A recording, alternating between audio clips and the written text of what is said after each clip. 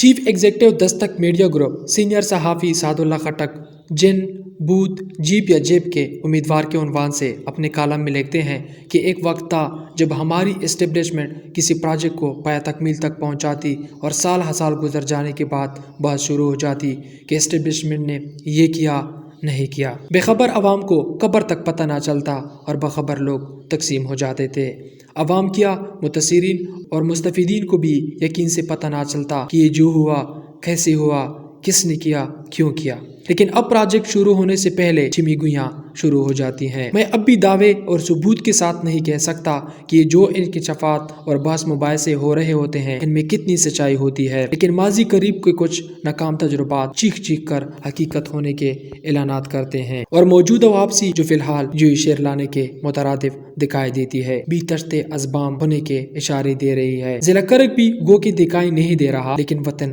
عزیز کا حصہ ہے۔ دکھائی اس لیے نہیں دے رہا کہ اگر یہ واقعی پاکستان کا حصہ ہوتا تو ارب روپے کے اپنے وسائل کے باوجود یہاں پانی، بجلی، گیس، سڑک اور صحت کی سہولیات کیوں نہ ہوتی۔ اعلانات کے باوجود cadet college, oil refinery, petroleum institute, sports stadium جیسے روزگار اور باعزت شہری بننے کے ضامن منصوبے کیوں پایہ تکمیل تک نہ پہنچتے؟ ارب کے وسائل رکھنے والے 8.5 لاکھ بوڑھوں، بچوں، خواتین اور نوجوانوں کی زندگی کیوں جہنم بنتی؟ کرک یونیورسٹی رائلٹی فنڈ سے کیوں اور 11 سال میں کیوں مکمل نہ ہوتی؟ شاید اس لیے کہ اگر یہاں کے عوام کو یہ سہولیات اور جائز ضروری حقوق ملتے تو اپنی آنکھ کی سیدھ تک نظر رکھنے والے کمیشن خور پمپو خان ایک 4 ٹرک کے فرمولے سے سفید سڑکوں، گلیوں کی پختگی کی موجد آگے دوڑ پیچھے چھوڑ، کمیشن لو ٹیکہ دو، اوڑ بناؤ فنڈ مکاؤ کے طریقہ واردات سے اپلائی اسکیمیں تقسیم کرنے والے، ترقی خوشحالی کے لیے منصوبہ بندی کی تعریف سے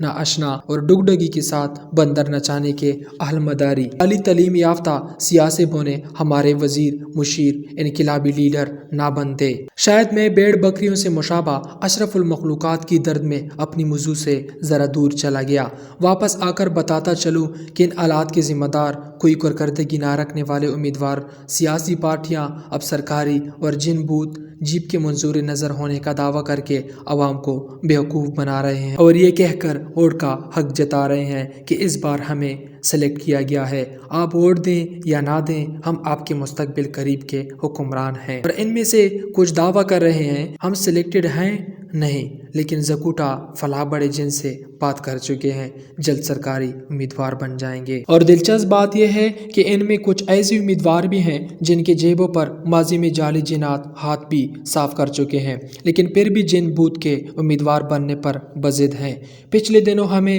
دھمکی آمیز پیغام ملا کہ جن بوتھوں کے امیدواروں کے خلاف لکھنا اور بولنا بند کرو ورنہ ہمیں کنٹرول کرنا آتا ہے، لیکن میں نے ان کا جواب پتھر سے دیا تو داد میں تحریر خاموشی چھائی ہوئی ہے۔ اب دیکھتے ہیں یہ خاموشی کسی آنے والے طوفان کا پیش خیمہ ثابت ہوتی ہے یا ان امیدواروں کو جیپ میں بٹھانے کا جھانسا دے کر جیب پر ہاتھ صاف کرنے کا ڈرامہ رچایا جا رہا ہے۔ تاہم بڑے جنات سے میری درخواست ہے کہ ہوگا تو وہی جو منظور خدا ہوگا، لیکن اپنے چھوٹے اور نااہل جنات پر نظر رکھیں کیونکہ وہ ہماری امیدوں کا مرکز تباہ کرنے پر تلے ہوئے ہیں۔ اور ووٹروں سے اپیل ہے کہ امیدوار اپنا حساب برابر کرنے کے چکروں میں آپ کو چکر دے رہے ہیں، آپ اپنا حساب آج برابر کر کے ان کو چکرا کر رکھ دیں کیونکہ الیکشن کے بعد نہ نو من تیل ہوگا نہ رادھا ناچے گی۔ ثاقب انور، دستک نیوز۔